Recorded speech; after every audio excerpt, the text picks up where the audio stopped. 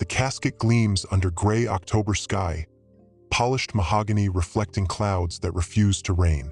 Silas Hawthorne stands at the front row of Oak Ridge Cemetery, shoulders squared, jaw locked, eyes dry as desert stone.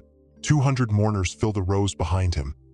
Senators, CEOs, socialites draped in black silk, but he doesn't turn to acknowledge them. His gaze fixes on the woman inside the coffin, her face powdered pale, hands folded across a cream satin dress she never would have chosen. Marena Vale, dead at 34, gone in a car accident that shattered more than metal and glass. The priest's voice drones through scriptures, words Silas stopped hearing 3 minutes ago.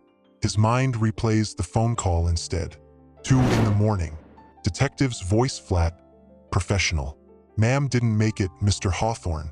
Impact was too severe."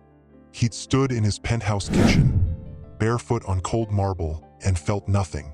Not tears, not rage, just a hollow space where his chest used to be.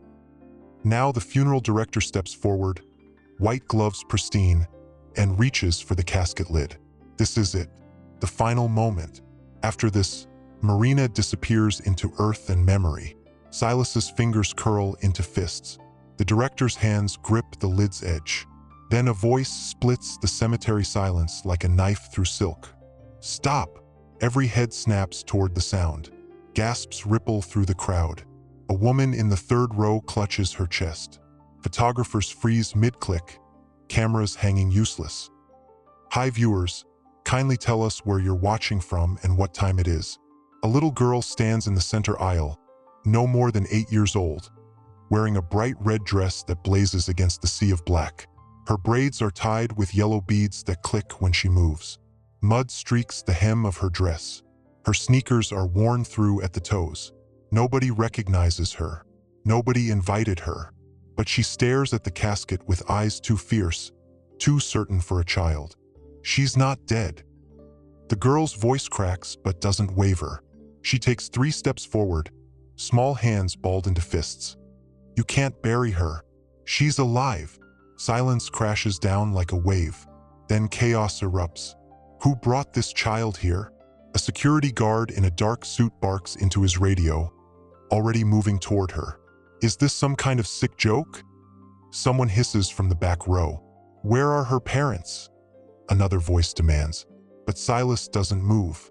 He studies the girl. Her trembling chin, the way she plants her feet like she's bracing against a storm, the absolute conviction burning in her brown eyes. Something twists in his gut. Not anger, something else. The girl points at the coffin, her fingers steady despite the shake in her shoulders. "She called me. She told me to find you. She said she's not dead and you have to listen." A tall woman surges from the second row, heels clicking sharp against the cemetery path. Marena Vale, Marena's cousin, face tight with fury beneath her black veil. She'd flown in from Boston yesterday, spent the morning reminding everyone she was family, not Silas, that she had rights to Marena's foundation, her accounts, her legacy. "Remove this child immediately." Rowena snaps at the security guard. Her voice drips with the kind of contempt reserved for things beneath her notice. "This is a private funeral, not a circus." The guard reaches for the girl's arm. Silas raises one hand. The guard stops mid-reach. The entire cemetery goes still. Silas takes 4 steps toward the girl, his 6-foot frame towering over her tiny body. Up close, he sees details the crowd can't. The dirt under her fingernails, the sweat dampening her hairline, the way her chest heaves like she's been running for miles. "What's your name?" His voice comes out rougher than he intends. "Aria." She swallows hard but doesn't back down. "Aria Thompson." "And what did you say about Marena?" Aria's bottom lip trembles. "She talked to me 3 days ago, on my mama's phone. She said," her voice drops to a desperate whisper, "she said tell him I'm not dead. Tell him to look. Tell him before it's too late." Murmurs spread through the crowd like wildfire. Rowena pushes forward, grabbing Aria's shoulder hard enough to make her wince. This child is clearly disturbed. She needs psychiatric help. Not, "Let her go." Silas's words slice through the air, cold and absolute. Rowena's hand drops, but her eyes flash with something dark. Silas, you can't possibly believe. I said let her go. Aria stumbles back from Rowena, nearly falling. She digs into the pocket of her red dress and pulls out a cracked cell phone. Screen splintered like a spider web. I have proof. I recorded it. You can hear her voice. She's scared and she's... Rowena moves faster than anyone expects. She lunges, snatches the phone from Aria's small hands, and hurls it at the ground. The phone explodes against concrete. Plastic shards scatter. The screen goes black. Aria screams, "No! Why did you do that? That was... Enough!" Rowena's composure cracks, voice shrill. "This is exploitation. This child is using our grief for attention. And I will not stand here and..." But Silas isn't looking at Rowena anymore. He's staring at the shattered phone, at the way Rowena's hands shake, at the sweat beating her temple despite the cool October air. That wasn't the reaction of someone annoyed. That was the reaction of someone terrified. His mind rifles through fragments he'd ignored. Marena's last email, sent at 11 p.m. the night she died. "We need to talk. Found something in the Foundation accounts. Don't trust," the message cut off there. Never finished. He'd assumed she got distracted, meant to continue later. What if she didn't get distracted? What if someone stopped her? He thinks about the funeral arrangements, how Rowena had insisted on immediate burial. No autopsy beyond the basic accident report. No delays. Marena would have wanted peace, she'd said. Closure. But Marena had wanted truth more than peace. Always. The priest clears his throat, clearly uncomfortable. "Mr. Hawthorne, should we proceed with the burial?" Silas looks at Aria. At her tear-streaked face, her clenched fists, the way she stares at the casket like she's watching someone drown. He looks at Rowena, at the panic barely concealed behind her mask of outrage. He looks at the coffin, at the woman he loved, the only person who'd ever challenged him, called him out, made him want to be something more than ruthless. Then he turns to the funeral director. "Open it." The crowd erupts. "Silas, you can't be serious." Rowena's voice pitches high, desperate. "This is desecration. This is..." "I said open the casket." His tone leaves no room for argument. "Now." The funeral director's hands shake as he reaches for the lid. "Mr. Hawthorne, this is highly irregular. The family would need to..." "I am the family." Silas moves to the casket, gripping the director's shoulder. "Open it or I will." Aria rushes forward, standing beside Silas. She barely reaches his elbow. "Please," she whispers. "Just look, please." The director glances at Rowena, who stands frozen, face drained of color. Then he lifts the lid. Satin rustles. Someone in the crowd gasps. A woman sobs. Cameras click in rapid succession. Silas leans over the casket, staring at Marena's face. The makeup is too thick, covering something. Bruises, maybe. Her lips are blue-tinged despite the mortician's work. But that's normal for the dead, isn't it? Aria tugs his sleeve. Her chest. Look at her chest. He does. First, nothing. Marena's hands rest crossed over her stomach, perfectly still. Then, the smallest movement, so subtle he almost misses it. The rise of fabric across her ribcage. Barely there, a fraction of an inch. But there, his heart stops. "She's breathing," Aria whispers. "I told you." Silas reaches down, pressing 2 fingers against Marena's neck. Her skin is cold but not corpse cold. And beneath his fingertips, a pulse. Faint, slow, almost gone, but beating. "Call 911. His voice explodes across the cemetery. "Now!" The crowd erupts into chaos. People shout. Someone screams. Rowena stumbles backward, eyes wide with horror. Aria grabs Silas's hand, squeezing tight. Tears stream down her face, but she's smiling. "You believe me now?" Silas drops to his knees beside the casket. his hands hovering over Marena like he's afraid touching her will make her disappear. For the first time in 20 years, his eyes burn with tears he can't control. "I believe you," he chokes out. "God, I believe you." Sirens wail in the distance, growing closer. But in the chaos, nobody notices Rowena backing toward the parking lot, pulling out her phone with shaking hands. Nobody except Aria, who watches the woman dial a number, whisper something urgent, then disappear between the rows of tombstones. Who will Rowena call? And what happens when the ambulance arrives to find Marena barely alive? The ambulance screams through Oak Ridge streets, sirens splitting the afternoon into jagged pieces of sound. Inside, paramedics work over Marena's body with controlled urgency. 4 lines, oxygen mask, blood pressure cuff squeezing and releasing.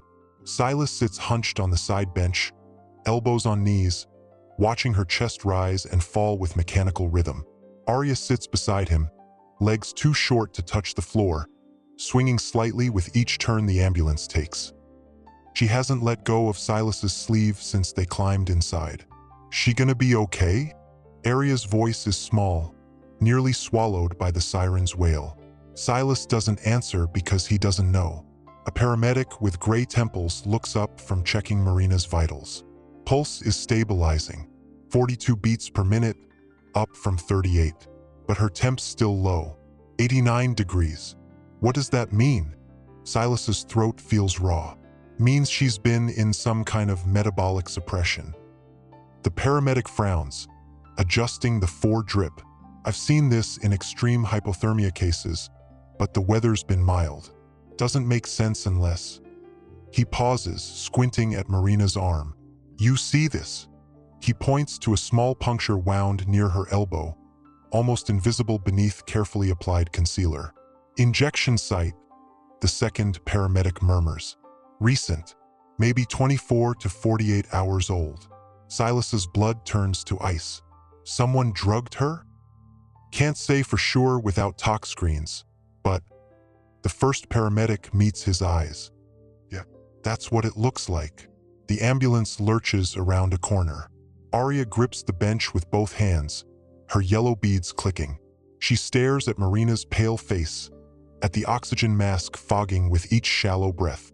"I knew it," Aria whispers. "I knew they was lying." Silas turns to her fully for the first time since the cemetery. Really looks at her, the mud caked on her ankles, the sweat stains under her arms. The way her dress is 2 sizes too big, cinched at the waist with a rubber band. "How did you know?" he asks quietly. "How did you know to come to the funeral?" Aria's eyes stay fixed on Marena. "She helped my mama. When we had no food, when the lights got cut off, when mama couldn't pay for my medicine." Her voice cracks. "Miss Marena would come to our building with bags. Never said nothing about it. Just helped." "What building?" "Southside Apartments. Tower C." Aria finally looks at him. "You know where that is?" He does. It's the part of the city his driver avoids. The part the mayor promises to revitalize every election year but never does. 12-story buildings with broken elevators and windows covered in cardboard. Silas had driven past it 1,000 times and never looked up. 3 weeks ago, Aria continues, Miss Marena came by real late, like after dark. She was scared. I could tell because she kept looking over her shoulder. Aria wipes her nose with the back of her hand. She gave Mama an envelope with money and told her if anything happens, take care of yourself and Aria. Then she looked at me and said, "Baby girl, you're braver than you know." The ambulance hits a pothole. Equipment rattles. 2 days later, I'm walking home from school and I see her car, that pretty silver one with the soft top. But she wasn't driving. Some man was, big dude with a scar on his neck. And Miss Marena was in the passenger seat, head down like she was sleeping. But Aria's voice drops. But her hands were tied. I saw the zip tie on her wrist when they drove past. Silas feels his jaw tighten. Did you tell anyone? I told my teacher. She said I probably saw wrong, that important ladies like Miss Marena don't get kidnapped in broad daylight. Aria's eyes flash with anger. I told the police officer at the corner store. He laughed, said I watched too much TV. So what did you do? I went looking. Aria sits up straighter, like she's defending herself in court. Every day after school, I walked different blocks, looking for that silver car. Mama thought I was at the library. I walked till my feet hurt, till it got dark and Mama called yelling where I was. The ambulance slows, pulling into the hospital's emergency bay. Then yesterday, Aria continues quickly, rushing to finish before they take Marena away. My mama's phone rang. We don't never get calls, 'cause nobody got our number. But it rang and I answered and it was her. It was Miss Marena. Silas leans closer. What did she say? She said, Aria, baby, listen close. I don't have much time. Tell Silas Hawthorne I'm alive. Tell him Rowena did this. Tell him to check the foundation accounts. Tell him. And then the line went dead. Tears spilled down Aria's cheeks. I tried calling back, but it said number not available. I tried again and nothing. The ambulance doors fly open. EMTs and nurses swarm, pulling the gurney out, wheeling Marena towards sliding glass doors. Silas moves to follow, but a paramedic blocks him. You family? The word catches. What is he? Not husband, not fiancé. They'd kept things private, professional on paper. I'm her emergency contact. Wait in the lobby. Someone will update you. Then they're gone, pushing through doors marked authorized personnel only, leaving Silas and Aria standing in the ambulance bay under fluorescent lights that buzz and flicker. Aria looks up at him. You gonna find who did this? Before he can answer, a black sedan pulls up to the curb 20 feet away. The window rolls down. A man in sunglasses stares directly at them. Then the sedan speeds off. Aria's hand finds Silas's. That's him. That's the man who was driving her car. What does the man in the sedan want, and how deep does this conspiracy go? St. Catherine's Hospital smells like disinfectant and fear. Silas sits in a plastic chair in the emergency waiting room. Aria curled up beside him, head resting against his arm. She fell asleep 20 minutes ago, exhausted from adrenaline crash. He hasn't moved since, afraid waking her will break whatever fragile trust they've built. His phone buzzes for the 47th time. He ignores it. Messages flood in. Board members demanding updates, reporters hunting statements, investors panicking about Hawthorne Global's stock price. The business world watches him like vultures circling wounded prey. Let them watch. A nurse approaches, clipboard in hand. Mr. Hawthorne? He gently shifts Aria's head to the chair cushion and stands. How is she? Stable. Critical but stable. The nurse glances at her notes. Dr. Okonkwo is running a full toxicology panel. Initial results show traces of a barbiturate compound in her system. High doses, enough to suppress her respiratory and cardiac function to near-death levels. Someone tried to kill her. It's not a question. That's for the police to determine. But yes, this wasn't accidental. The nurse's expression softens. She's lucky that little girl spoke up. Another few hours and the oxygen deprivation would have caused irreversible brain damage. Silas's hands curl into fists. When can I see her? Not yet. She's intubated, sedated. We're trying to flush the drugs from her system, but it's going to take time. The nurse pauses. Mr. Hawthorne, the police are here. They want to speak with you. Of course they do. Two detectives wait by the vending machines. A black woman in her 50s with silver streaks in her hair, and a younger white man with a coffee stain on his tie. The woman steps forward first, extending her hand. Detective Zara Mitchell. This is Detective Brian Foster. We need to ask you some questions about Marena Vale. Silas shakes her hand. Her grip is firm, assessing. Ask. When was the last time you saw Ms. Vale alive? Before today, he thinks back. 6 days ago, Tuesday night, we had dinner at Marcelo's on 5th Street. She left around 10. Said she had an early meeting Wednesday morning. Did she seem distressed? Worried about anything? She seemed. He struggles for the right word. Distracted. She kept checking her phone, frowning at the screen. I asked what was wrong. She said she'd found some discrepancies in her foundation's finances and needed to verify something. Detective Mitchell exchanges a glance with Foster. Did she say what kind of discrepancies? No, just that if she was right, someone close to her had been stealing for years. Someone close. Foster pulls out a notepad. Any idea who? Silas hesitates. Accusing Rowena without proof is dangerous. But Aria's words echo. Miss Marena said Rowena did this. Her cousin, Marena Vale. She's the foundation's CFO. Mitchell writes something down. Where is Ms. Vale now? I don't know. Last I saw her, she was at the funeral. She left right after we found Marena alive. Left how? Walked toward the parking lot. I didn't see her after that. Foster taps his pen against the notepad. We'll need to speak with her, and we'll need to talk to the girl, the one who stopped the burial. Silas glances back at Aria, still asleep, face peaceful for the first time since he met her. Her name is Aria Thompson. She's 8 years old and she's been through enough today. Understood, but she's a material witness. If Ms. Vale received a phone call from the victim, I'll bring her to the station tomorrow, with her mother present and a lawyer. Silas's tone leaves no room for negotiation. Tonight, she needs rest. Mitchell studies him for a long moment, then nods. Tomorrow, 10 a.m. Don't make us come looking for you. They leave through the automatic doors, and Silas returns to his chair beside Aria. He pulls out his phone, scrolls through contacts until he finds the number for Marcus Lennox, his head of security. The call connects on the second ring. Boss, I need you to find someone. Marena Vale.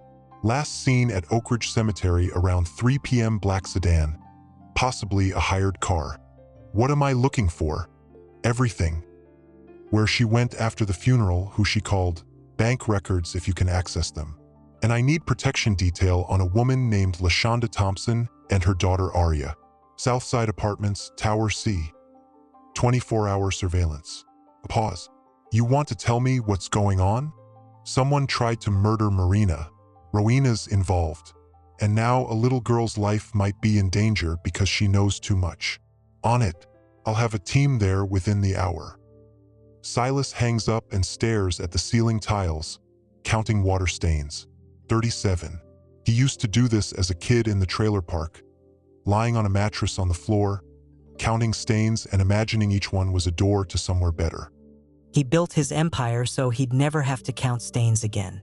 But right now, surrounded by antiseptic and anxiety, he feels as powerless as that kid on the floor. Aria stirs beside him, blinking awake. She okay? She's alive. That's enough for now. Aria sits up, rubbing her eyes. My mama's gonna be so mad I left without telling her. Where does she think you are? Library. Aria grimaces. I go there after school most days, 'cause it's safer than being outside. But I left early today to get to the funeral. Took 2 buses and walked the last mile, 'cause I didn't have enough for another fare. Silas thinks about his garage full of cars he never drives. About the helicopter sitting on his building's roof used twice this year. About the obscene distance between his world and hers. I'll take you home, he says quietly, and I'll explain everything to your mother. She don't like rich people. Aria says it matter of fact, without judgment. She says they only care about getting richer. She's not wrong. Aria looks up at him, surprised. You really gonna help us? Before he can answer, the lights flicker. Once, twice, then the entire wing goes dark. Emergency lights kick on, bathing everything in red. Somewhere down the hall, someone screams. An alarm blares, sharp, insistent. A nurse runs past, shouting into her radio. We've lost power to the ICU. Backup generators aren't responding. Silas grabs Aria's hand and pulls her behind the reception desk as chaos erupts. Patients in wheelchairs roll themselves toward exits. Staff sprint toward stairwells with flashlights. Through the confusion, Silas sees something that makes his blood freeze. A man in surgical scrubs moving against the crowd, heading toward the wing where they took Marena. Tall, broad-shouldered, with a scar running down his neck. The same man from the sedan. The same man Aria saw driving Marena's car. He's not running. He's walking with purpose, a duffel bag slung over his shoulder. Silas looks down at Aria. "Stay here. Don't move. Where you going?" To stop him. He pushes into the crowd, fighting against the tide of panicked bodies, following the scarred man toward the darkened hallway where Marena lies unconscious and defenseless. Can Silas reach Marena before the scarred man does? And who cut the power? The emergency stairwell is pitch black except for red exit signs glowing like demon eyes. Silas takes the steps 3 at a time, lungs burning, dress shoes slipping on concrete. Above him, footsteps echo. The scarred man, moving fast but not running. Confident. 4th floor. Marena's in the ICU on 6. Silas's phone buzzes in his pocket. Marcus. He ignores it and keeps climbing. 5th floor. His thighs scream. When did he get so soft? Too many boardroom meetings. Not enough movement. He used to run 5 miles every morning before the business consumed him, before exhaustion became his default state. The footsteps above him stop. Silas freezes, pressing his back against the concrete wall, trying to control his breathing. A door creaks open. 6th floor. He waits 5 seconds, then eases the door open an inch. The ICU hallway stretches ahead, lit only by emergency lights spaced every 20 feet. Shadows pool between them like oil. The scarred man moves down the corridor, checking room numbers. Silas slips through the door, keeping low, using the nurse's station for cover. Where the hell is everyone? The ICU should have staff, but the desk sits abandoned, computer screens dark. The scarred man stops outside room 614, Marena's room. He reaches into his duffel bag. Silas doesn't think. He launches himself forward, covering 30 feet in seconds, slamming into the man's back with his full weight. They crash into the wall. The duffel bag hits the floor. The man recovers faster than Silas expects, spinning and catching him with an elbow to the jaw. Pain explodes through Silas's skull. He staggers back, vision swimming. The scarred man pulls a syringe from his pocket, clear liquid glinting in the red light. "You should have stayed downstairs," the man growls. His voice sounds like gravel scraped over glass. He lunges. Silas grabs his wrist, forcing the syringe away from his neck. They grapple, crashing into a crash cart that sends medical supplies scattering across linoleum. The man is stronger, younger, trained for violence in ways Silas isn't. The syringe inches closer to Silas's throat. Then the man jerks suddenly, crying out. He releases Silas and spins around. Aria stands behind him, clutching a metal bedpan she just swung into his kidney. Her eyes are wide with terror, but her jaw is set. "I told you stay downstairs," Silas shouts. "And I don't listen good." Aria yells back. The scarred man backhands her. She flies sideways into the wall and crumples. Rage floods through Silas like electricity. He grabs the crash cart and rams it into the man's chest, pinning him against the window. The man grunts, dropping the syringe. It shatters on the floor. "Who sent you?" Silas slams the cart forward again. "Who are you working for?" The man laughs, blood on his teeth. "You think I'm telling you anything? You're already dead. You just don't know it yet." Sirens wail outside. Blue and red lights flash through the windows. Hospital security pounds up the stairwell. The scarred man looks past Silas toward the lights. "This ain't over." He shoves the cart aside with explosive force, sending Silas stumbling, then sprints for the emergency exit. The door slams behind him. Silas rushes to Aria. She's conscious, holding her cheek where a bruise already blooms. "You okay?" "My face hurts." Her voice shakes. "But I got him good first, right?" Despite everything, Silas almost smiles. "You got him good." He helps her to her feet as security floods the hallway, flashlights sweeping across walls. A woman in a supervisor uniform spots them. "What happened here?" "There was a man. Tried to get into that room."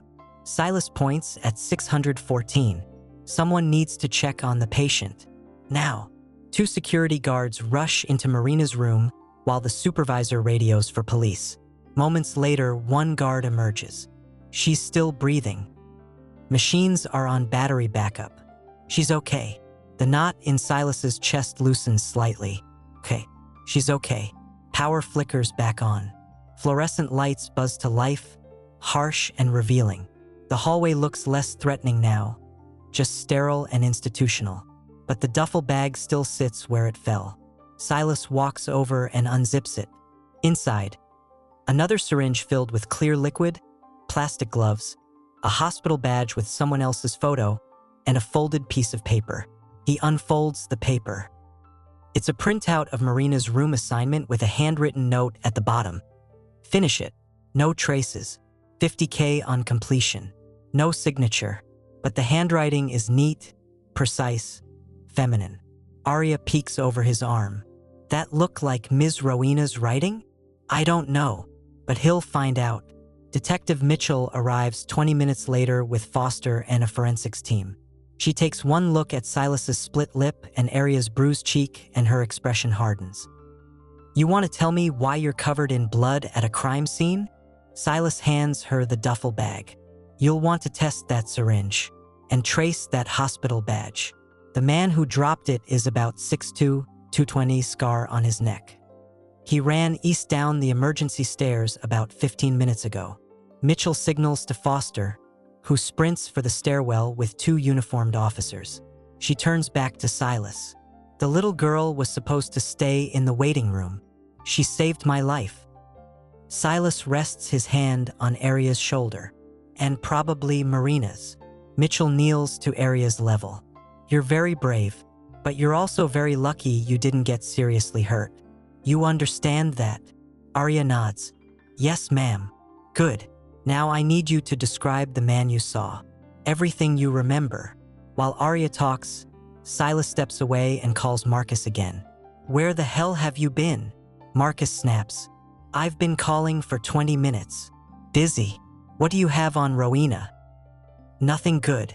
She chartered a private flight out of Oak Ridge Regional Airport at 4:15. Landed in Grand Cayman an hour ago. Grand Cayman, where extradition treaties go to die. Bank records. Working on it. But here's something interesting. Rowena's been making regular transfers to an offshore account for the past 3 years. Small amounts. 10, 15,000 at a time. Not enough to trigger flags. But it adds up. We're talking close to 2 million total. From the foundation? Can't confirm yet, but the timing matches up with when Marina took over financial oversight. Silas thinks about Marina's email. Found something in the foundation accounts. She'd been right, and it almost got her killed. Keep digging, Silas says. I want to know every person Rowena's talked to in the last month. Every transaction. Every movement. Already on it. Also, the protection detail is in place at the Southside apartment. 2 guards on the building, 1 at the door. Good. I'm bringing Aria and her mother to the penthouse tonight. They're not safe at home. Marcus hesitates. Boss, you sure about this? Getting personally involved with witnesses, bringing them into your home. It's messy. It's already messy. And I'm not letting that little girl go home to a building where anyone could find her. He hangs up and returns to where Detective Mitchell finishes interviewing Aria. I need to take her home, Silas says. Her mother doesn't know where she is. Mitchell stands, brushing dust off her knees. Fine, but she's coming to the station tomorrow morning for a full statement. And Mr. Hawthorne? Watch your back. Whoever's behind this is desperate enough to try murder in a hospital. They won't stop now. Silas guides Aria toward the elevator. She's limping slightly, favoring her left ankle. You hurt. Just twisted it when I fell. I'm okay. But she leans against him as they wait for the elevator, exhausted and small. The doors open. They step inside. As the elevator descends, Aria looks up at him. Why you helping us? You don't even know me. You saved someone I love. That means something. But we're poor. We ain't important. The words hit him like a punch. Don't ever say that. You hear me? You stopped a funeral, found the truth when no one else would, and fought off a grown man with a bedpan. You're more important than most people I know. Aria's eyes fill with tears. She doesn't cry, just blinks them back hard. My mama says girls like us don't get saved. We just survive. Then we're going to prove her wrong. The elevator doors open to the lobby, but as they step out, Silas sees something that makes him stop cold. On every TV screen in the waiting room, the same news broadcast plays. A reporter stands outside the cemetery with breaking news graphics flashing. Sources confirm that Marena Vale, previously believed dead, is alive and hospitalized at St. Catherine's following a dramatic funeral interruption. But in a shocking twist, her cousin Marena Vale has fled the country amid allegations of embezzlement and attempted murder. Police are asking anyone with information to. The story's out, which means everyone knows. Silas's phone explodes with calls. Messages flood in faster than he can read them. And somewhere out there, the people who tried to kill Marena now know they failed, which means they'll try again. Will Silas get Aria home safely? And what will her mother say when she learns the truth? Southside Apartments looks worse at night. Broken streetlights leave pools of darkness between buildings. Graffiti covers the first 3 floors. A shopping cart lies on its side in the courtyard. One while spinning slowly in the wind. Silas pulls his Mercedes to the curb and kills the engine. Aria unbuckles her seatbelt but doesn't move. My mama's probably scared, she whispers. She gets real worried when I'm late. I'll explain everything.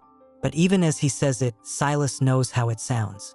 A billionaire in a $100,000 car, bringing her daughter home hours late with a bruised face and a story about attempted murder. They climb the stairs because the elevator's busted again, according to Aria. By the 4th floor, Silas is breathing hard. By the 7th, he's reconsidering every life choice that led to his current fitness level. Aria stops at unit 712. The door is dented like someone kicked it once. A handwritten sign reads, "No soliciting." She knocks 3 times, then twice, then once. Pattern. That's so mama knows it's me, she explains. The door flies open.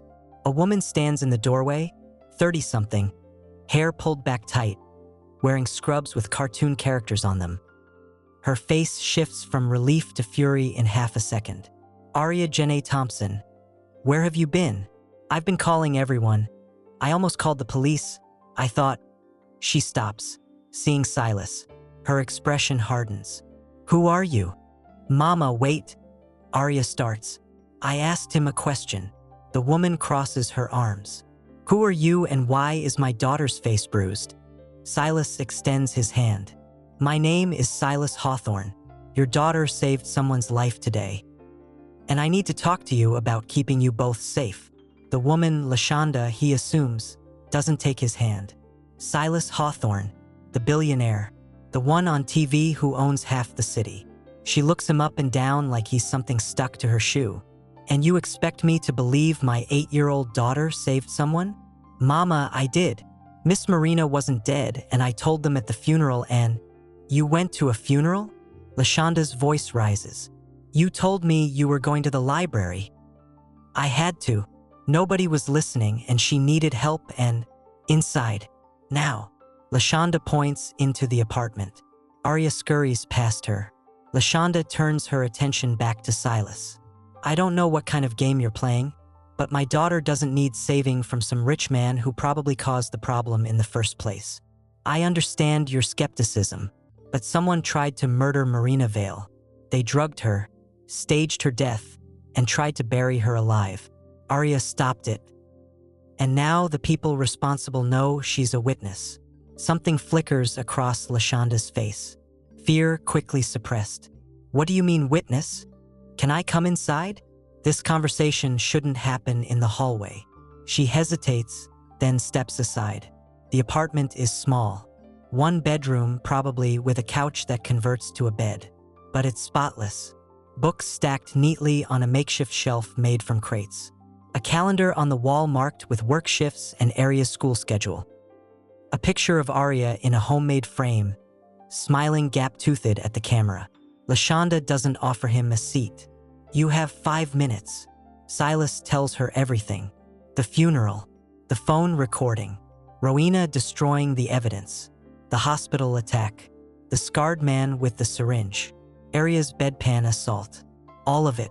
When he finishes, LaShonda sinks onto the couch. She presses her hands to her face, breathing hard.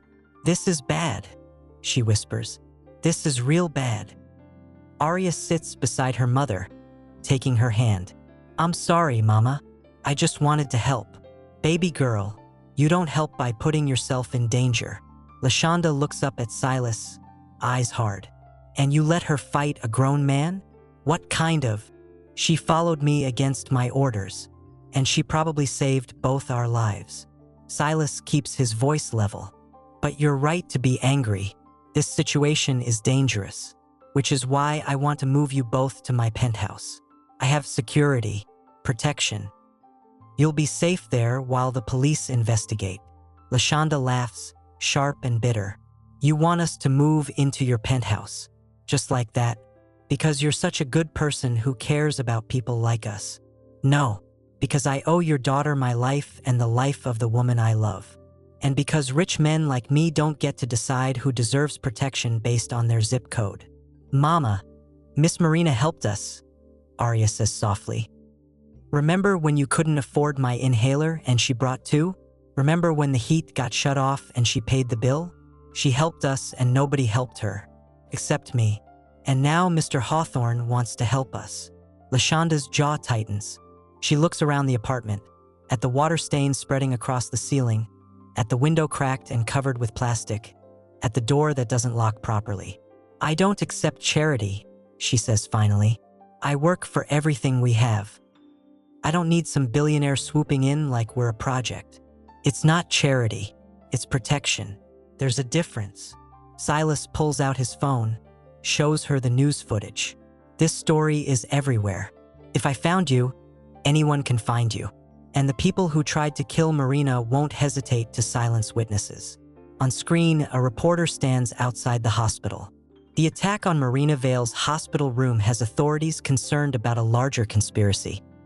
The alleged assailant remains at large, and sources say a young girl may have vital information.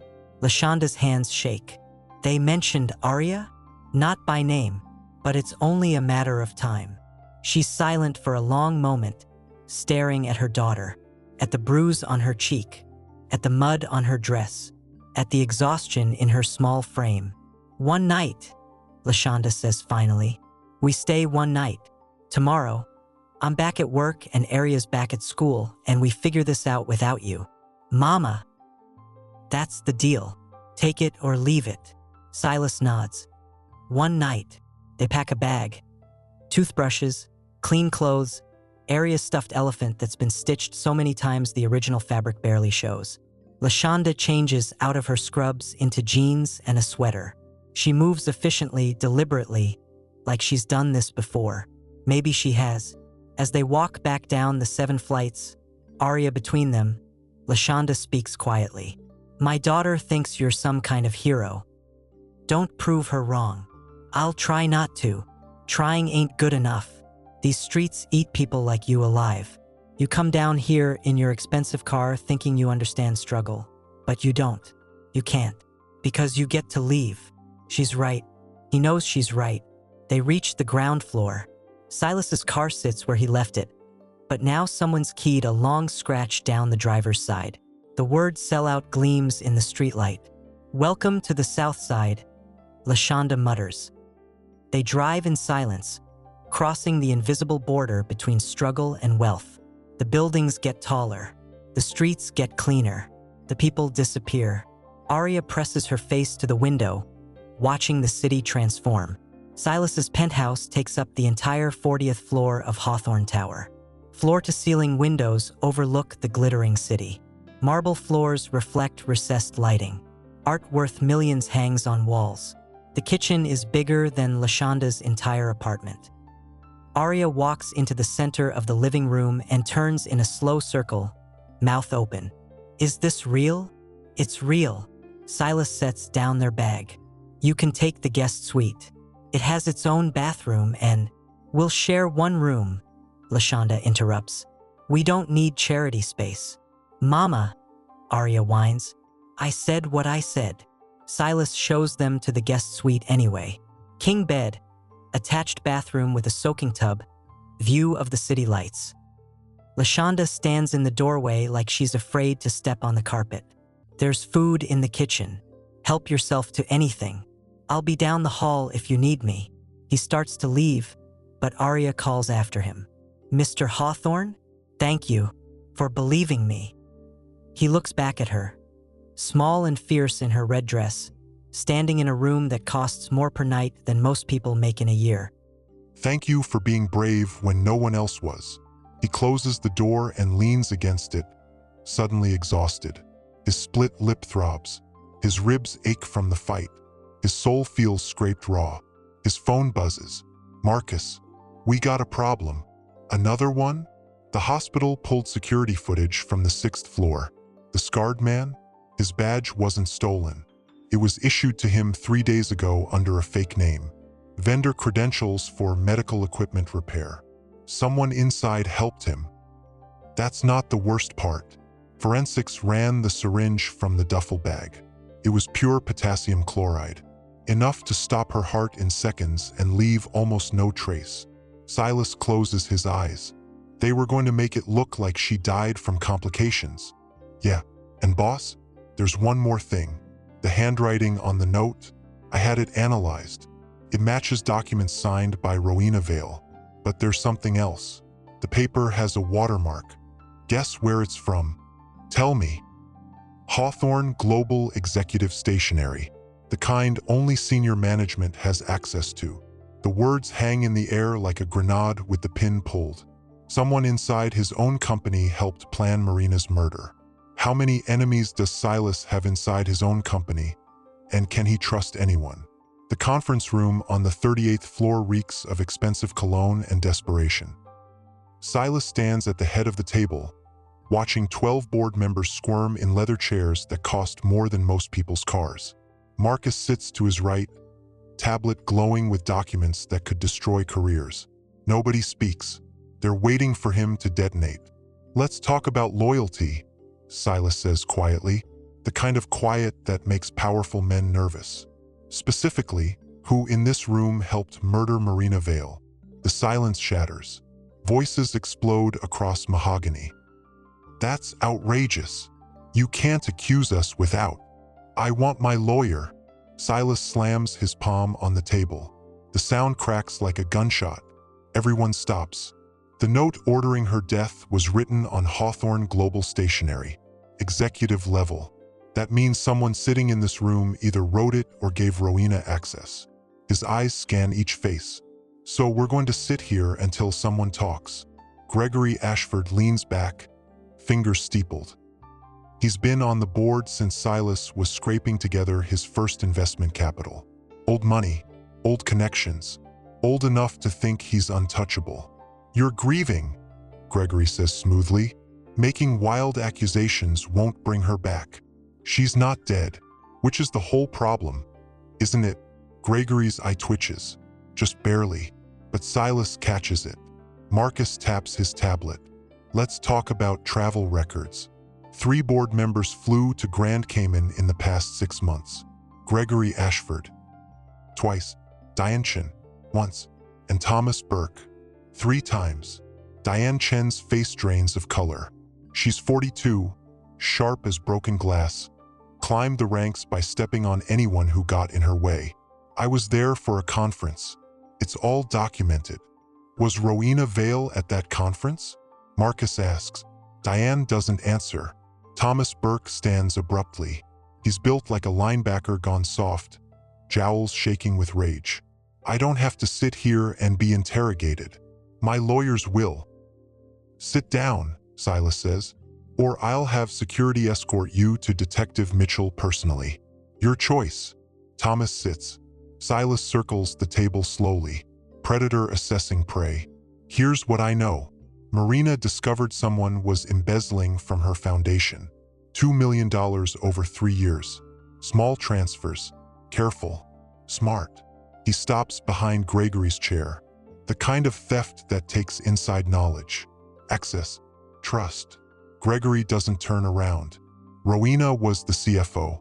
Obviously Rowena couldn't access those accounts alone. She needed approval signatures.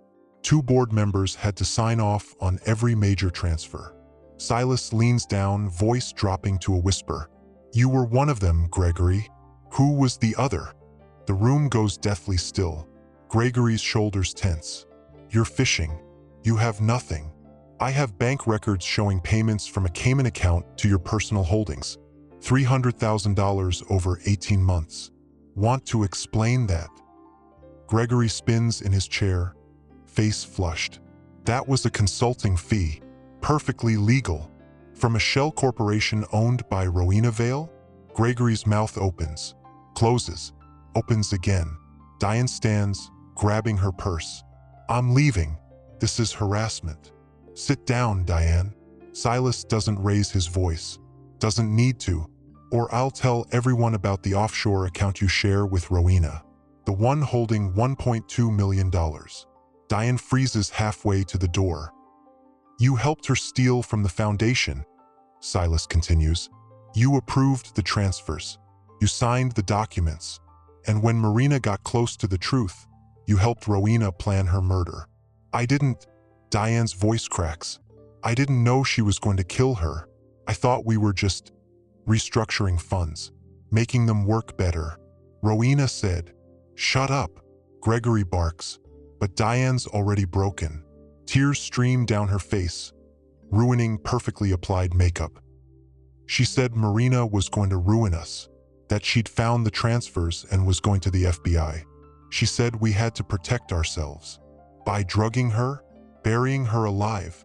Silas's voice cuts like a blade. I didn't know about that. I swear I didn't know. Diane collapses back into her chair.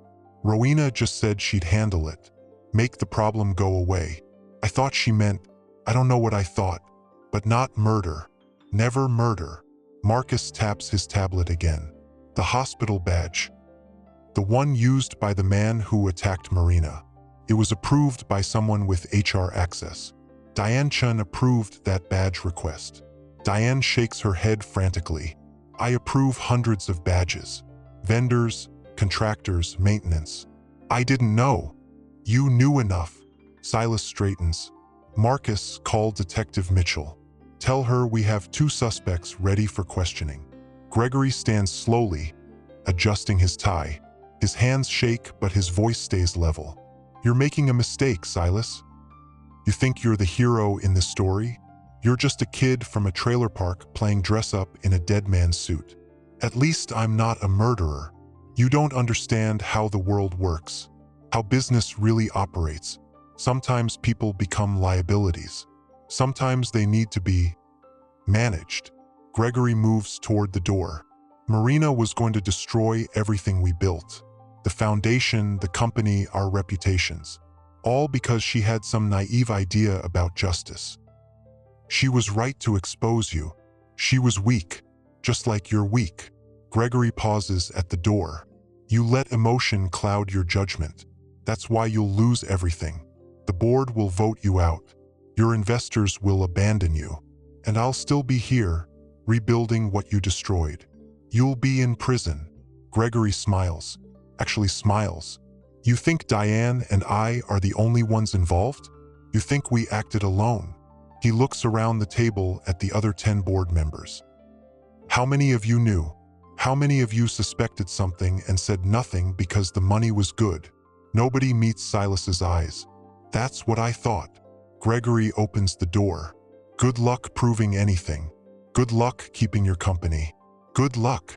2 police officers step into the doorway, blocking his exit. Detective Mitchell enters behind them, handcuffs ready. Gregory Ashford, Diane Chen, you're both under arrest for conspiracy to commit murder and embezzlement.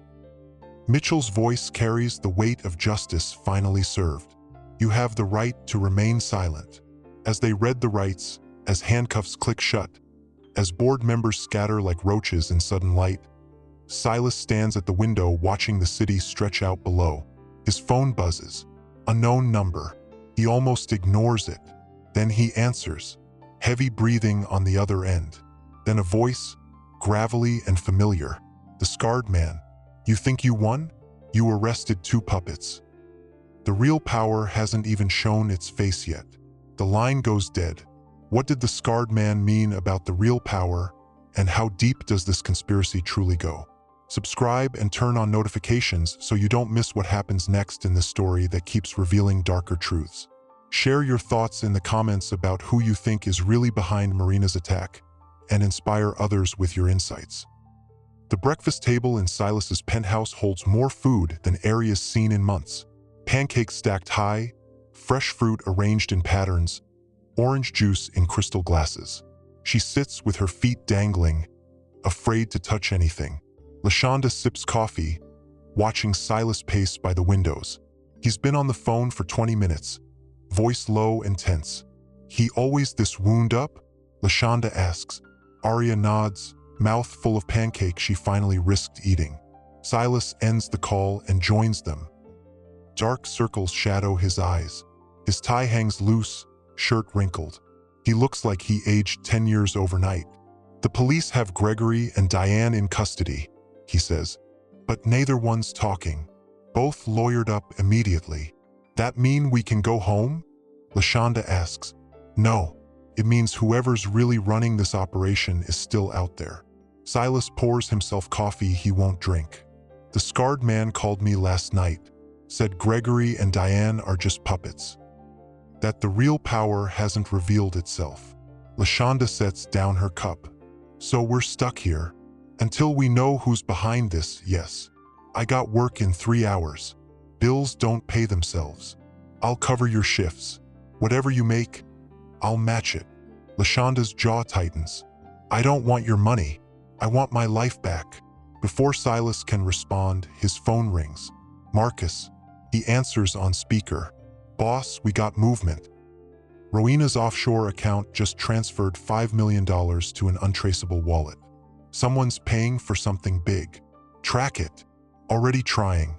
But whoever set this up knew what they were doing. Layers on layers of encryption. Aria tugs Silas's sleeve. What's a wallet? A place to hide money where nobody can find it, Silas explains. Like a secret piggy bank. That's a real expensive piggy bank. Marcus continues. There's more. The hospital where Marena's recovering? They're discharging her tomorrow. Doctor says she's stable enough for home care. Silas straightens. Where's home? That's the problem. Her penthouse is compromised. Too many access points. Too public. She needs somewhere secure. Bring her here. LaShonda stands abruptly. Hold up. You want to bring another person into this situation? When we already got killers looking for us? This is the safest place in the city. Armed security. Controlled access. Nobody gets in without clearance. Nobody got into that hospital either until they cut the power. LaShonda crosses her arms. You're putting my daughter in more danger by collecting targets in one place. She's not wrong. Silas knows she's not wrong. But splitting up means dividing resources, weakening protection. I can protect everyone under one roof better than spreading thin across multiple locations, he says. You couldn't protect Marena the first time. The words hit like a physical blow. True. Completely true. He'd been so focused on business, on expansion, on the next deal that he'd missed the signs. The late-night calls Marena made, the worried glances, the way she'd started checking over her shoulder. He'd failed her once. He won't fail again. Miss Marena should come here, Aria says quietly. Both adults turn to look at her. She's nice, and she's scared. I could tell when she called me. Nobody should be scared alone. LaShonda's expression softens. She sits back down, pulling Aria close. Baby girl, you got the biggest heart. But that don't mean we gotta save everybody. But we can save her, and Mr. Hawthorne needs help. Look at him. Aria points. He ain't slept. He ain't ate. He's trying to do everything by himself. Silas realizes the 8-year-old girl sees him clearer than most adults do. Marcus's voice crackles through the speaker. Boss? What do you want me to tell the hospital? Silas looks at Lashonda. She stares back, jaw set, defiance and worry warring across her face. Then she sighs, defeated by her daughter's compassion. Fine, one more person. But if this goes bad, if anything happens to Aria, I'm holding you responsible. Fair enough. Silas speaks into the phone. Marcus, arrange transport, medical equipment, nurses, whatever she needs, and double the security detail. On it. The call ends. Awkward silence fills the penthouse. Lashonda breaks it. I need to call my supervisor. Tell her I won't be in. She walks toward the guest suite, leaving Silas alone with Aria. The girl studies him with eyes too old for her face. You love Miss Marena? She asks. The question catches him off guard. Yes. Then why you let her get hurt? Children and their brutal honesty. I didn't know she was in danger. I should have paid better attention. But I was distracted by work, by money, by things that don't matter. My teacher says we learn from mistakes. Your teacher's smart. She also says rich people don't care about poor people. Aria tilts her head. But you care about Miss Marena, and you're helping us. So maybe she's wrong about that. Maybe she's right about most rich people. I'm trying to be different. Trying's good. Mama says trying counts even when you mess up. Silas's phone buzzes again. This time a text from an unknown number. He opens it and his blood turns to ice. The message contains a single photo. Lashonda's apartment building.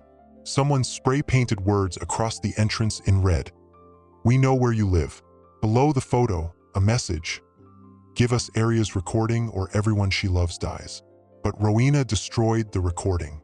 There's nothing left to give, which means they don't know that. They think Aria still has evidence. They think she's still a threat. Silas looks up to find Aria watching him. She sees his expression change, sees the fear he can't quite hide. What's wrong? She asks. He forces his face neutral. Nothing. Everything's fine. You're lying. Grown-ups always make that face when they lie. Lashonda returns before he can respond. She takes one look at him and knows. What happened? He shows her the phone. She reads the message and her hand flies to her mouth. Oh God, my neighbors, my friends, everyone in that building. I'll send security. Right now, we'll evacuate if necessary. And go where? You gonna house the whole building in your penthouse? Lashonda's voice cracks. These people got nothing, nowhere to go, and now they're targets because we're here. We'll figure it out. You keep saying that, but you don't know. You're making this up as you go. Same as everyone else. She's right.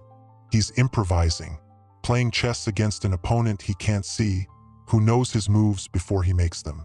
The elevator dings. Marcus steps out, tablet in hand, 2 armed guards behind him. Hospitals ready to discharge Marena. Transports waiting. But boss, we got another problem. Add it to the list. Marcus shows him the tablet. Security footage from the hospital parking garage.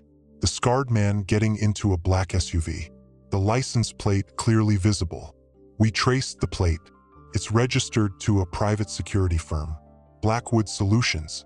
They handle protection for who? Silas demands. Marcus swallows hard. For you, for Hawthorne Global. They've been on our payroll for 3 years. The room tilts. The scarred man isn't just some hired muscle. He's someone Silas has been paying. Someone with access to company schedules, security protocols, building layouts. Someone who knows every weakness in his armor. Pull their contract immediately and find out who hired them. Already checked. The contract was approved by your chief operating officer. I don't have a COO. You did. Marena Vale. She signed the approval 3 years ago. The pieces click together. Marena hired the very people who tried to kill her, which means they were trusted, vetted, legitimate, until someone turned them. Who controls Blackwood now? Silas asks. Marcus hesitates. That's the thing.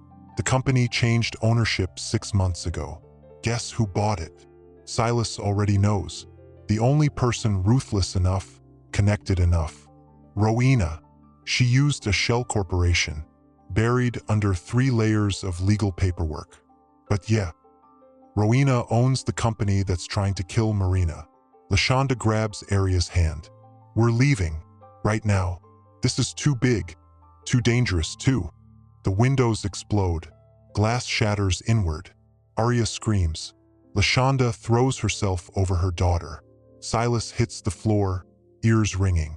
Not gunshots. Something else. Heavy objects crashing through reinforced glass. The smoke canisters hiss, filling the penthouse with thick white fog. Through the haze, figures rappel down from the roof. Black tactical gear, night vision goggles, military precision. Marcus draws his weapon, but someone kicks it from his hand. The guards move to intervene, but there are too many attackers. 6, 8, 10. Silas crawls toward Aria and LaShonda, but strong hands grab him, yanking him upright. A fist connects with his jaw. His vision swims. Through the smoke, he sees them dragging Aria away from her mother. LaShonda fights, screaming, clawing at the tactical gear. They're taking her. They're taking his witness, his proof. No. Silas surges forward, breaking free, launching himself at the man holding Aria. They crash into the wall. Aria twists free and runs, but the smoke's too thick. She's coughing, disoriented, small frame silhouetted against the shattered windows. A man steps through the fog toward her. Tall, broad, scar running down his neck. The scarred man who's been hunting them since the beginning. He reaches for Aria. And Silas realizes with crystal clarity that he's about to lose everything. Will Silas save Aria before she's taken? And how will they escape from trained killers in his own penthouse? Hit that subscribe button and turn on notifications, because the next chapter reveals truths nobody saw coming. Drop your theories in the comments about who's really pulling the strings, and let's figure this out together. The scarred man's hand closes on air. Aria ducks under his reach and scrambles behind the overturned couch. The smoke makes everything nightmare slow, figures moving like ghosts through fog. LaShonda crawls across broken glass, leaving blood streaks. Aria, baby, where are you? Here, Mama. Aria's voice cracks with terror. Silas tackles the scarred man from behind. They go down hard, sliding across glass-covered marble. Pain screams through Silas's palms, his knees, every exposed inch of skin. But he doesn't let go. The scarred man drives an elbow backward into Silas's ribs. Something cracks. Silas gasps but maintains his grip on the tactical vest. You should have stayed out of this, the scarred man growls, spinning and catching Silas with a headbutt. Stars explode across his vision. Rich boy playing hero. You don't know what you're fighting against. Silas spits blood. Then tell me. The scarred man pauses, studying him through the smoke. Then he laughs sharp and bitter. You really don't know? Man, they played you better than I thought. Before Silas can respond, Marcus appears from the fog and drives a tactical baton into the scarred man's knee. The joint buckles. The man goes down cursing. Marcus grabs Silas, hauling him upright. Emergency exit. South wall. Go. Aria and LaShonda. I got them. Move. Through the chaos, Silas sees Marcus dragging both Thompson women toward what looks like solid wall. But Marcus presses something and a panel slides open. Hidden passage. Built into the penthouse when Silas first bought the building, paranoid about security even then. Thank God for paranoia. The scarred man lunges for them, but 2 of Marcus's guards intercept, wrestling him back. More tactical figures pour through the broken windows. How many are there?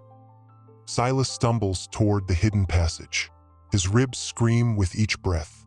Blood drips from his hands, his face. Behind him, someone shouts orders. Boots thunder across marble. He reaches the passage. Marcus shoves him through. Stairs go down to the parking garage. Level B3. Black Range Rover. Space 17. Keys under the mat. Go. What about you? Someone's gotta slow them down. Marcus slams the panel shut before Silas can argue. darkness swallows them. Emergency lights kick on, dim red glow barely illuminating concrete stairs. Aria whimpers in her mother's arms. Lashanda's face is streaked with blood from a cut above her eye. They descend in ragged silence. 40 floors. Silas counts them, focusing on numbers instead of pain, instead of the knowledge that Marcus might be dying up there buying them time. 25th floor. His vision blurs. The smoke inhalation hits delayed, lungs burning, each breath feeling inadequate. 15th floor. Aria's crying softly. Lashanda whispers comfort that doesn't reach her own eyes. 5th floor. Footsteps echo above them. Shouts. They've found the passage. Garage level. Silas slams through the door into underground parking. Fluorescent lights flicker overhead. Oil stains pattern the concrete. The Range Rover sits exactly where Marcus said. Keys under the mat. Engine roars to life. Silas doesn't bother with seatbelts, just floors the accelerator. The SUV screams up the exit ramp. Behind them, the door to the stairs crashes open. Men spill out, weapons raised. Gunshots crack. The rear window explodes. Lashanda screams, covering Aria with her body. Silas jerks the wheel, fishtailing around the curve. Tires shriek. Sparks fly as the Range Rover scrapes the concrete wall. They burst onto street level into afternoon traffic. Silas doesn't slow, weaving between cars, running red lights, horns blaring in his wake. In the rear view, 2 black SUVs give chase. Where we going? Lashanda gasps. Good question. His penthouse is compromised. His office, his usual security detail.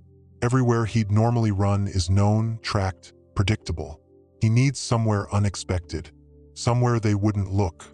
The South Side, he says. What? Why? Because nobody would expect me to go there. Because it's the last place they'd look for a billionaire hiding. Lashanda stares at him like he's lost his mind. Maybe he has. Silas drives like a man possessed, taking shortcuts through alleys, wrong way down one-way streets, cutting through a construction site that leaves the Range Rover scraped and dented. But slowly, carefully, he loses the tail. By the time they reach Southside Apartments, the black SUVs are gone, replaced by the familiar poverty, the broken street lights, the shopping cart still lying in the courtyard. Silas parks in a lot 3 blocks away and they walk the rest, keeping to shadows. Aria limps, favoring the ankle she twisted yesterday. Lashanda holds her up on one side, Silas on the other.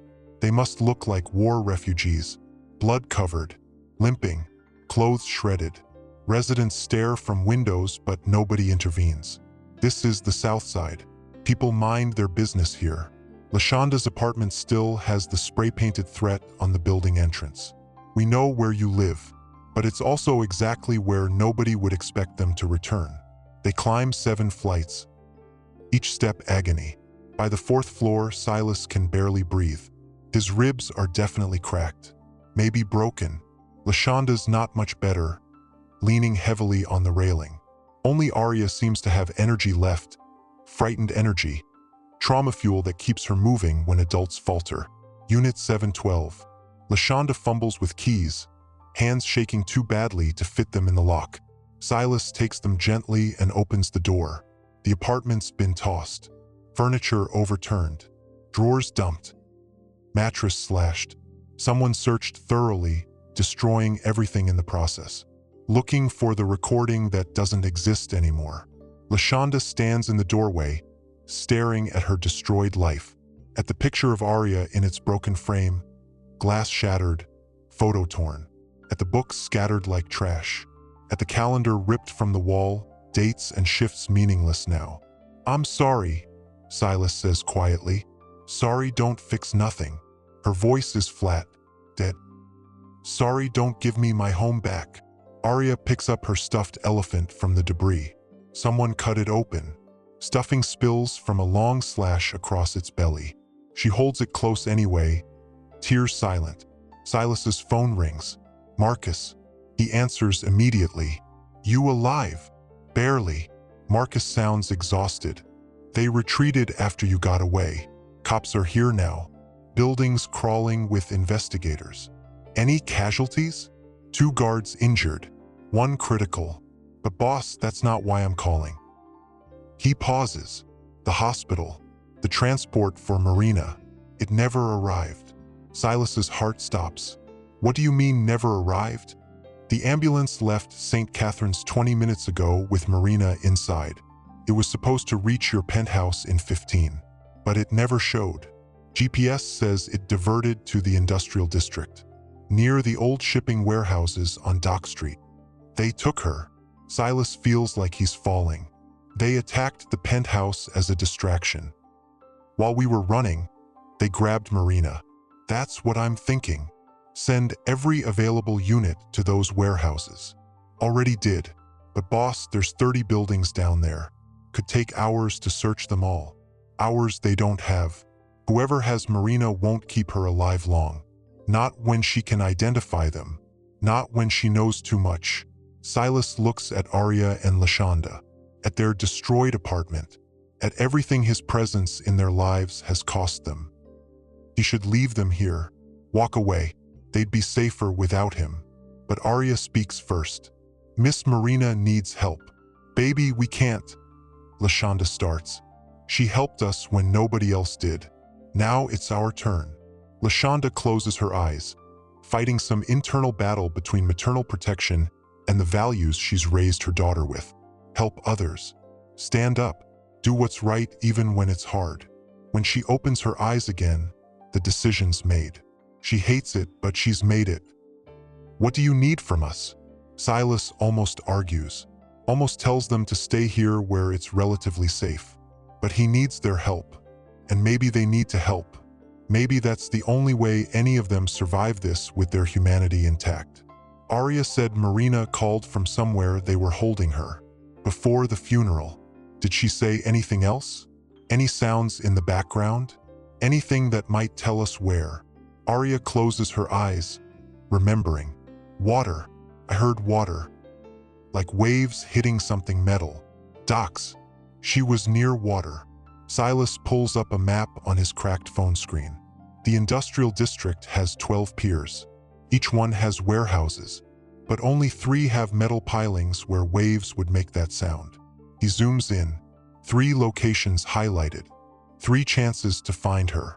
Marcus's voice comes through the speaker. Boss, you're not thinking of going yourself. You're injured, exhausted, and these are professional killers. Then I'll fit right in. Because after today, I'm ready to kill someone myself. He hangs up before Marcus can argue. Lashonda rifles through the debris, finds clean clothes that weren't destroyed. Jeans, dark hoodie. She tosses them to Silas. You'll blend in better not looking like a rich boy. He changes quickly, wincing as fabric slides over his damaged ribs. The clothes are tight but functional. Lashonda finds sneakers that almost fit. You got a weapon? She asks. In the car. Under the driver's seat. Good, because you're gonna need it. They head back down the 7 flights, each step planned, each floor checked, making sure nobody's waiting. At the bottom, Silas pauses. You should stay here, both of you. I can do this alone. Miss Marena called me for a reason, Aria says. Maybe I'm supposed to be there when you find her. You're 8 years old. So, I stopped a funeral. I saved your life with a bedpan. Maybe I can help save hers too. The logic is absurd. The danger is real. Every instinct screams to leave them behind. But Aria's eyes hold something he recognizes. The same thing he saw in his own mirror when he was young and poor and determined to matter. To prove the world wrong about kids like him. Stay in the car, he says finally. No matter what happens. You hear gunshots, you drive away. I don't know how to drive, Aria points out. Then you learn fast. They reach the Range Rover, climb inside. Silas starts the engine and pulls up the map again. 3 warehouses, 3 chances. But as he zooms in on the first location, his phone buzzes with a message from an unknown number. He opens it. A video file. He hits play. Marina's face fills the screen. She's bound to a chair in what looks like an empty warehouse. Blood crusts her lip. Her eye is swollen shut. But she's alive. Conscious. Behind her, a figure steps into frame, face hidden by shadows, voice distorted by electronic modulation. "You have 1 hour, Mr. Hawthorne. Come alone to Pier 7, Warehouse 12. Bring the girl's recording, or Marena Vale dies. No police, no security, just you and the evidence. 1 hour." The video ends. Silas stares at the blank screen. They want the recording that doesn't exist. Want proof that was destroyed. He has nothing to trade, nothing to offer, just himself. 1 hour to save the woman he loves or watch her die knowing he failed. Can Silas save Marena without the recording they demand? And what awaits him at Warehouse 12? Smash that subscribe button and turn notifications on, because the next chapter brings this story to its explosive conclusion. Tell us in the comments what you think Silas should do, and share this story to inspire others facing impossible choices. Pier 7 stretches into darkness like a broken finger pointing at nothing. Rusted metal screams in the wind. Water slaps pilings with rhythmic violence. The Range Rover sits 3 blocks back, engine running, Aria and Lashonda locked inside with instructions to call police if he's not back in 45 minutes. Warehouse 12 looms ahead, corrugated metal walls tagged with graffiti, windows shattered, loading dock door hanging off broken hinges. Silas approaches slowly, empty hands raised. His ribs throb with each breath. The gun from under his seat presses against his spine, tucked in his waistband beneath the hoodie. They told him come unarmed. He's not that stupid. "I'm here." His voice echoes across empty dock. "I'm alone." For 30 seconds, nothing. Just wind and waves and the distant sound of traffic on the bridge. Then light floods the warehouse entrance. Blinding. Silas shields his eyes. "Come inside, Mr. Hawthorne." The voice crackles through a speaker. Still distorted. Still anonymous. Slowly. "Hands where we can see them." He walks into the light. Into the warehouse that smells like rust and salt water and old violence. The space is massive. Empty except for a single chair in the center. Marena sits there, still bound. Her head hangs forward. Blood drips from her chin onto the concrete floor. Bruises cover her exposed arms. Rage floods through Silas. White hot. Consuming. He starts toward her, but a voice stops him. "That's far enough." 5 figures step from the shadows. Black tactical gear. Faces covered. Weapons drawn. Professional. Military. The same team that attacked his penthouse. The scarred man stands among them, favoring his injured knee but upright. He pulls off his mask. "Surprised to see me walking?" He grins through split lips. "Takes more than Marcus Lennox to put me down." "Where's the recording?" Another figure steps forward. Smaller, feminine build. She removes her mask. Dianchen, the board member arrested this morning, who apparently made bail fast enough to join an assault team. "You were in custody," Silas says. "Lawyers are wonderful things." Diane aims her weapon at his chest. "The recording. Now." "It was destroyed. Rowena smashed the phone at the funeral." "You know that." "Liar." Diane's finger tightens on the trigger. "The girl made copies. Cloud backup. Something. Nobody makes a recording that important without safeguards. She's 8 years old. She recorded it on her mother's broken phone. There were no backups." "Then you're useless to us." She pulls the trigger. The gunshot cracks like thunder. Silas flinches, waiting for the impact, for the pain, for darkness. But nothing hits him. Instead, Diane staggers backward. Red spreads across her tactical vest. She looks down at the blood, confused, then collapses. From the shadows, Marcus emerges, gun drawn, 2 more security guards behind him. "Told you I had your back, boss." The warehouse erupts. The tactical team scatters, returning fire. Marcus and his guards take cover behind rusted machinery. Bullets ricochet off metal walls. Sparks fly. The noise is deafening. Silas drops and rolls toward Marena. She lifts her head, eyes barely focusing. "Silas." Her voice is hoarse, broken. "You came. Always. He works at her restraints. Zip ties. His fingers are clumsy, shaking. The plastic cuts into his palms as he forces them apart. A bullet winds past his head. Too close. He hunches over Marena, shielding her body with his. The scarred man appears through the gunfire. He doesn't have a weapon, just a knife. 10 inches of serrated steel. You just don't quit, do you? The scarred man advances slowly. Predator. Patient. I respect that. But respect don't keep you breathing. He lunges. Silas twists, pulling Marena's chair sideways. The knife slashes empty air where his throat was. The scarred man recovers fast, spinning for another strike. Silas grabs the gun from his waistband. Fires. Click. Empty. Or jammed. Or he forgot the safety. Panic floods his veins. The scarred man grins. Civilians and guns. Always comedy. He raises the knife. Then something small and fast crashes into his injured knee. He howls, dropping the knife, spinning to see Aria, standing there with a metal pipe she found somewhere.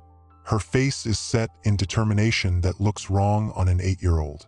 I said stay in the car, Silas roars. And I said I don't listen good. Aria swings again. The scarred man catches the pipe, wrenches it from her hands, raises his fist. Silas crashes into him from behind.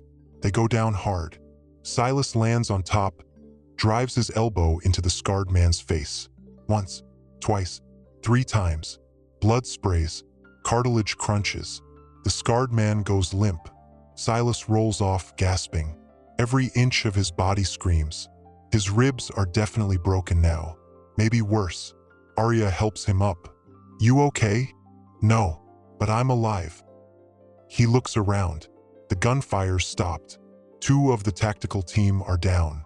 The other 3 have surrendered to Marcus's guards. Diane Chen isn't moving. Marcus approaches, weapons still drawn, checking bodies. Professional, thorough. When he reaches Diane, he presses fingers to her neck, shakes his head. She's gone. Silas feels nothing. Should he feel something? Remorse? Victory? But there's just emptiness where emotions should be. He returns to Marena. Her restraints are finally loose. She slumps forward into his arms. Her skin is cold, too cold, pulse threading. Get an ambulance, Silas shouts.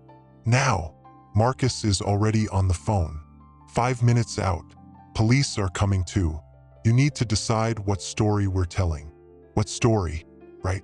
Because the truth involves child witnesses and vigilante rescue missions and a billionaire conducting his own investigation instead of leaving it to professionals.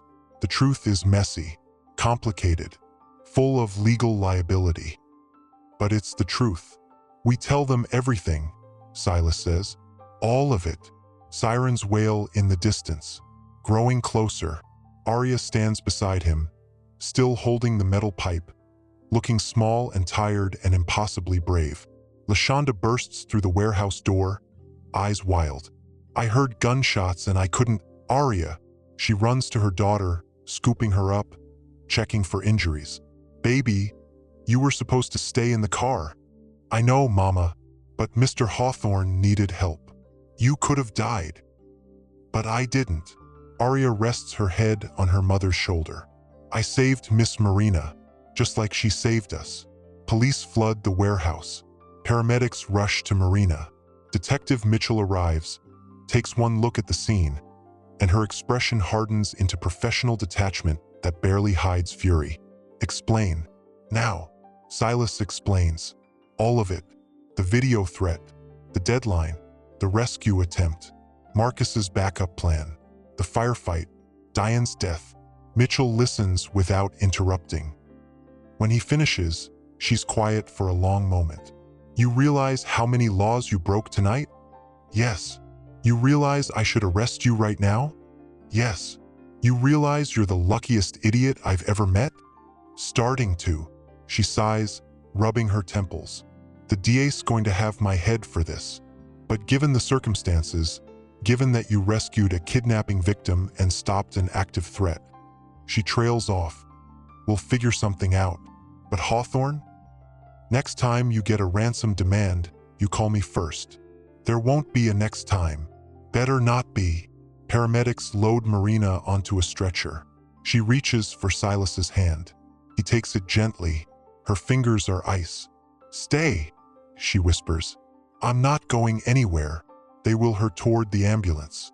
Silas follows, but Detective Mitchell catches his arm. "One more thing. Diane Chen had a phone on her. We'll need to go through it, but preliminary look shows messages from Marena Vale. Coordinates, timing. The whole attack was planned down to the minute." She pauses. "But there's other messages too, to someone else, someone higher up the chain." "Who?" "Username is just numbers, encrypted, but our tech guys are working on it." She meets his eyes. "Whoever's really behind this, they're still out there. You understand? This isn't over." Silas looks at the warehouse, at the bodies, at the blood, at Aria clutching her mother. "I know, but for now, in this moment, they're alive. Marena's alive. That has to be enough." The ambulance pulls away, sirens wailing. Silas watches until the lights disappear. Then he turns to Marcus. "Find out who Diane was messaging. Tear apart every communication, every transaction. I want to know who's pulling the strings." "Already on it."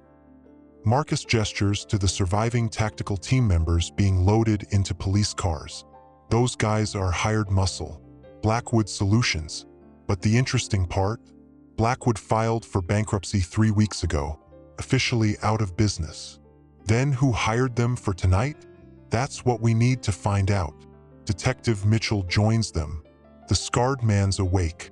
He's asking to make a deal. Says he'll tell us everything if we go easy on sentencing. Everything about what? About who's really running this operation. Says Rowena was middle management.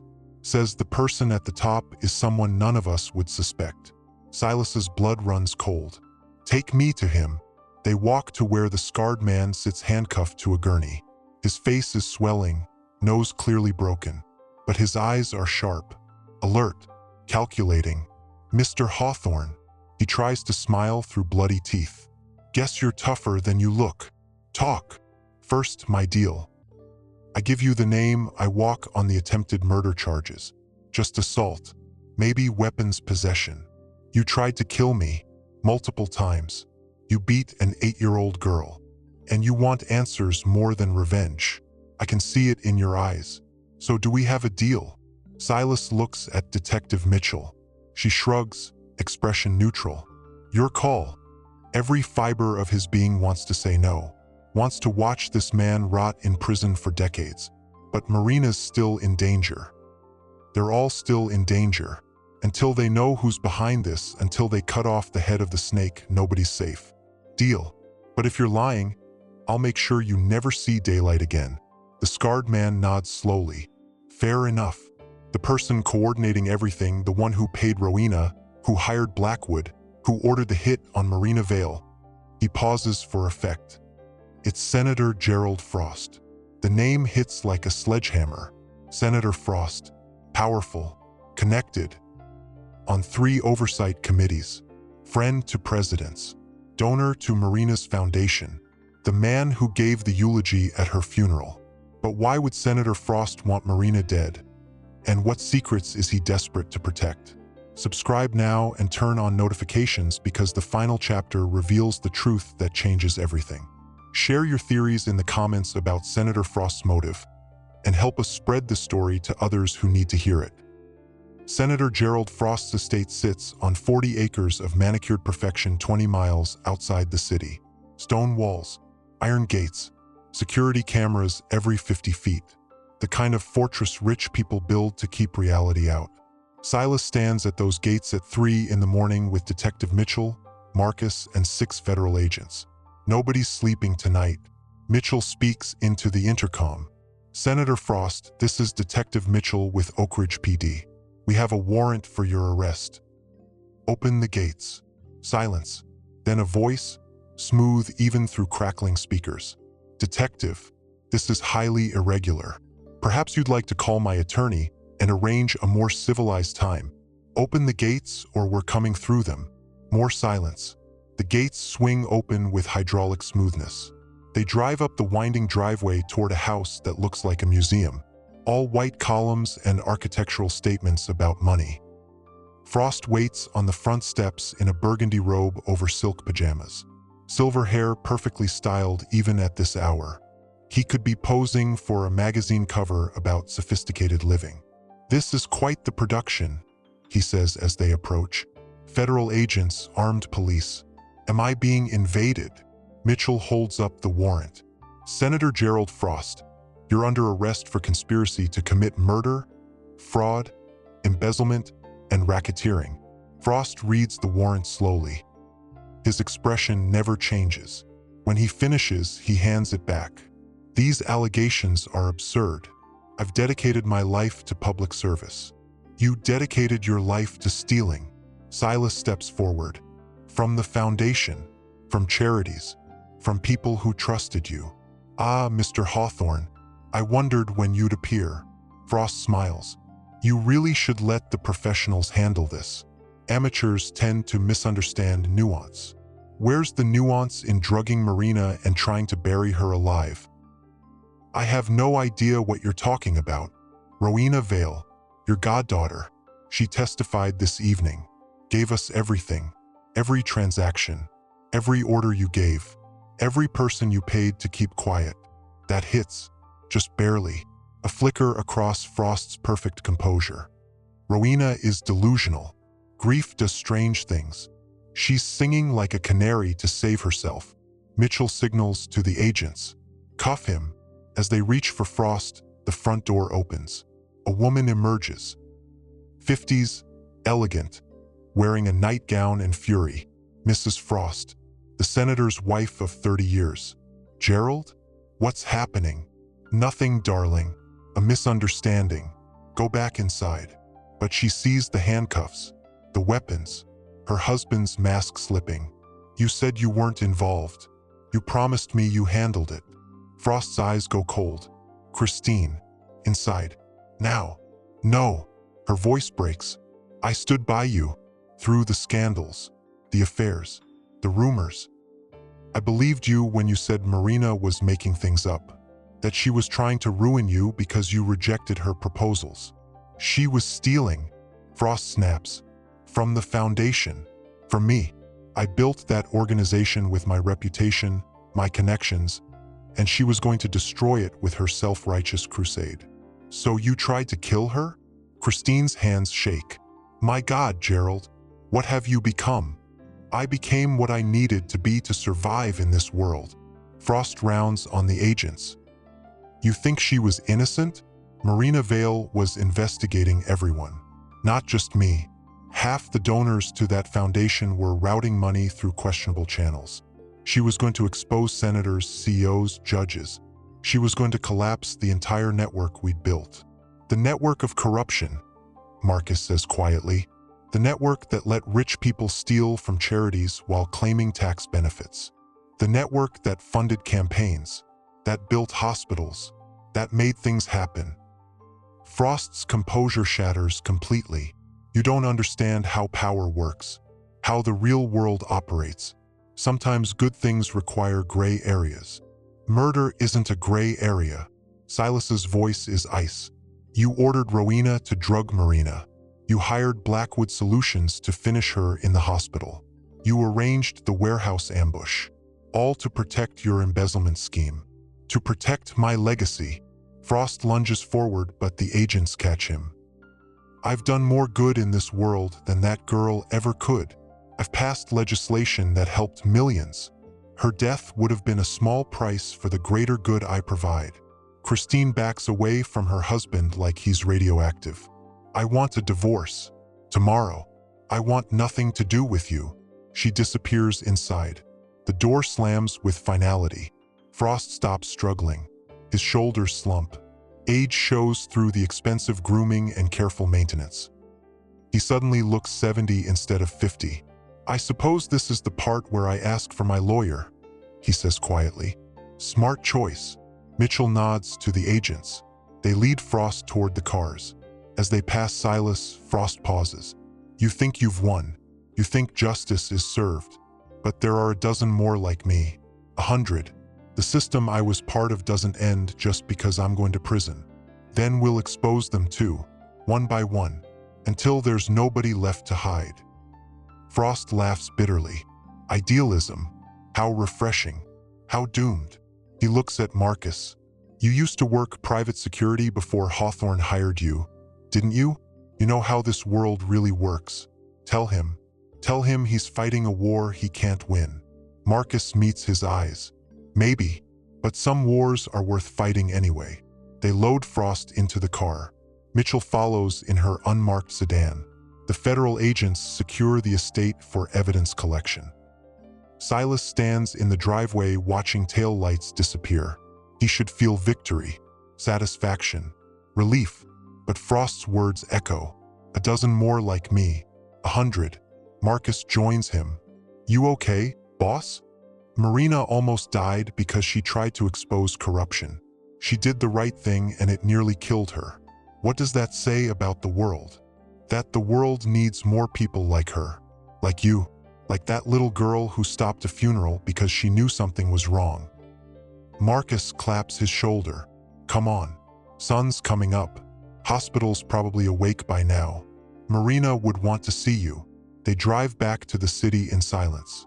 Dawn breaks over Oak Ridge, painting skyscrapers gold and red. The city looks beautiful from a distance. All the poverty and pain and corruption hidden behind pretty architecture. St. Catherine's Hospital is quiet this early. Fewer visitors. Skeleton staff. Marena's been moved to a private recovery room on the 8th floor. Silas knocks softly. A nurse opens the door. She's been asking for you. Only 10 minutes though. She needs rest. Marena lies in the bed, hooked to monitors that beep steadily. Her face is still bruised, but the swelling's gone down. Her eyes are clear, alert. She smiles when she sees him. You look terrible, she says, voice hoarse but warm. You should see the other guys. He takes her hand. How are you feeling? Like I was drugged, buried alive, kidnapped and beaten. So basically Monday. She squeezes his fingers. They told me what you did, how you found me, how Aria helped. That little girl saved my life twice. She's remarkable, like someone else I know. Marena studies his face. Silas, I'm sorry. I got you involved in this mess. I should have been more careful. You were trying to do the right thing. That's never something to apologize for. It almost got us both killed, but it didn't. And Frost is arrested. Rowena's in custody. The embezzlement scheme is exposed. You won. We won. She pulls him closer. Promise me something. When I get out of here, when this is all over, we're taking a vacation. Somewhere with a beach. No phones. No business. Just us. Deal. Though you realize my idea of vacation involves checking the stock market every hour. We'll work on that. She yawns, exhaustion pulling at her. Tell Aria thank you for me. Tell her she's braver than most adults I know. I will. As she drifts to sleep, Silas sits watching her breathe. Steady.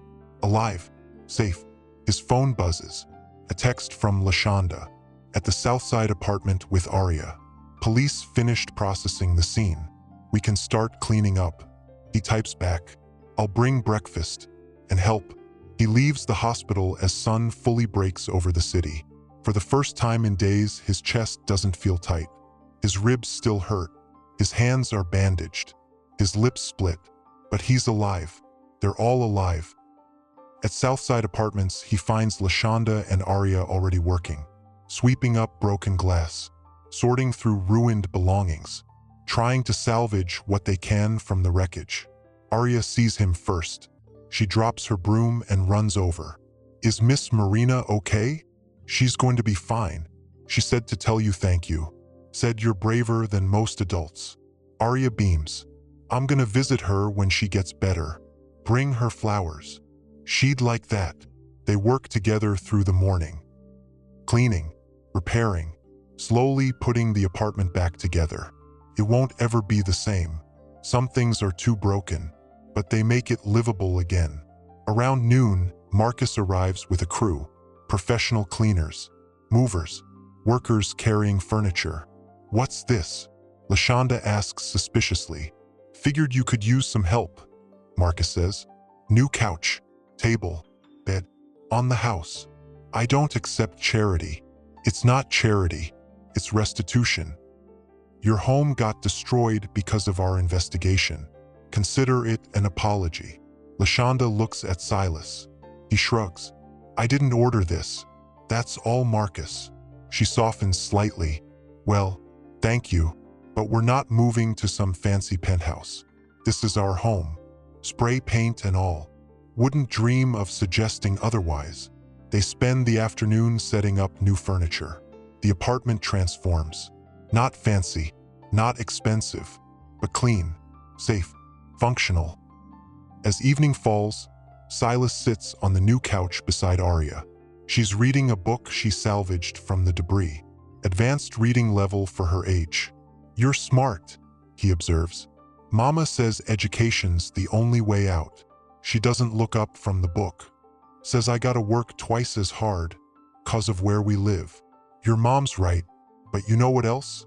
You're already working hard. You already proved you're extraordinary. So whatever you want to be, whatever you want to do, I believe you can. Aria finally looks up. "Mama says rich people make promises they don't keep. Sometimes they do, but I keep my promises. So here's one. I'm setting up a fund for your education. Full scholarship, college, graduate school, whatever you need. No strings attached. You earned it. Why? Because you saved 2 lives with nothing but courage and a bedpan. Because you're exactly the kind of person the world needs more of. And because Marena would want me to help you the way she helped so many others." Tears well in Aria's eyes. She throws her arms around his neck. "Thank you. Thank you so much." He hugs her back. This fierce little girl who changed everything. Lashonda watches from the kitchen. She wipes her eyes quickly when she thinks nobody's looking. But Silas sees, and she nods to him. Acknowledgement, maybe even respect. His phone buzzes. Detective Mitchell. He answers. "Senator Frost just confessed. Gave us 23 names. Other politicians, businesspeople, donors. All part of the embezzlement network. We're looking at the biggest corruption case in state history." "Good. There's more." Marena's foundation. Turns out most of the money was recovered. Sitting in offshore accounts. We can return it. Use it the way it was meant to be used. Help people who actually need it. Silas thinks about Aria. About Lashonda working 3 jobs to keep the lights on. About the hundreds of families in buildings like this one, struggling every day while rich people steal from charities meant to help them. "I want to rebuild the foundation. Do it right this time. No corruption. No embezzlement. Just actual help for people who need it. That's a big undertaking. I've got time. And I've got motivation." He looks at Aria, back to reading her book. "I've got a lot to make up for. We all do. But Hawthorne, what you did these past few days. Finding the truth. Saving lives. That matters.